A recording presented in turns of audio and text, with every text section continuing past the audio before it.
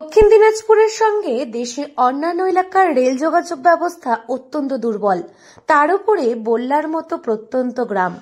বল্লার রকাকালী মন্দিরের পাশ দিয়ে ট্রেন ছুটে যায় প্রতিদিনই। পুজো উপলক্ষে কয়েকদিন ট্রেন থামলেও সারা বছর দাঁড়ায় না। এতে সমস্যায় পড়তে হয় প্রতিনিয়ত।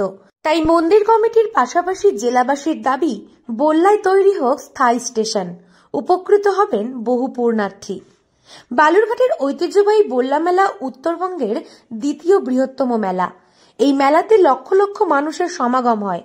প্রতি বছর দূর দূরান্ত থেকে ট্রেনে করে বহু ভক্তরা বল্লা মেলায় আসেন নিষ্ঠা ভরে পুজো দিতে। কমিটির এবং পুরোহিতের তরফ থেকে যেটা এবং সমস্ত পুণ্যার্থীর তরফ থেকেই বলা যায়, যেটা আমরা সব প্রচুর পুণ্যার্থী আমাদের কাছে আসে, যেটা অবজেকশন করে যে আমাদের স্টেশন বল্লা এত জাগ্রত, দেশ বিদেশ থেকে এত পরিমাণে লোক আসে এখানটায়, তারপরেও কেন বল্লাতে স্টেশন হয়নি, অন্য জায়গায় স্টেশন হয়েছে। মল্লিকপুর থেকে কিছুটা আমাদের বল্লার দিকে, মানে চন্দ্রা বলে একটা জায়গা আছে আমাদের, তো ওইখান থেকে কিছুটা এগিয়ে এসে তো এইটা আমাদের নিয়ে অনেকবার বলেছি। আমাদের এখানকার যে মন্ত্রী আছে বা ডিআরএম সাহেবের কাছে সেটা চিঠি করা, হ্যাঁ, তারপরে আমাদের প্রচুর একটা হল্ট স্টেশনের কথা বলেছিলাম। তো ওইটা হলে আমাদের হল্ট স্টেশন এখানটার প্রয়োজন নেই আমাদের। পুজোর 3 দিন তো বটেই, এমনকি বহু মানুষ বিসর্জনের পরেও এসে পুজো দিয়ে যায়। মূলত বাস থেকে নেমে জাতীয় সড়ক থেকে মূল রাস্তা দিয়ে বল্লা মন্দিরে ভক্তরা আসে। অন্যদিকে গ্রামের রাস্তা খাসপুর, পতিরাম সহ বিভিন্ন রুট দিয়ে মানুষজন আসেন। তবে এক্ষেত্রে বেশ সমস্যায় পড়তে হয় অন্যান্য সময় দূর দূরান্ত থেকে বল্লা মায়ের পুজো দিতে আসা ভক্তদের। স্থায়ী স্টেশন না থাকায় অন্য স্টেশনে বা বাসে করে এসে পুজো দিতে হয় ভক্তদের। এতে অনেকটাই হয়রানির শিকার হতে হয় তাদের।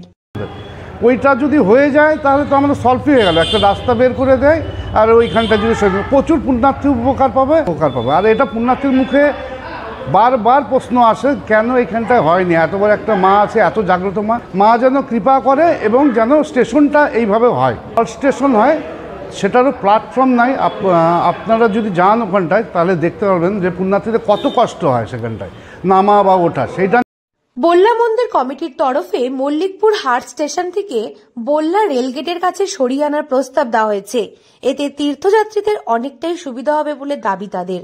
মল্লিকপুর হাট স্টেশন থেকে বল্লাকালী মন্দিরের হাঁটা পথে দূরত্ব প্রায় 4.5 কিমি। রেলগেটের কাছে স্টেশন থেকে সরিয়ে আনলে দূরত্ব কমে 1.1 কিলোমিটার হবে।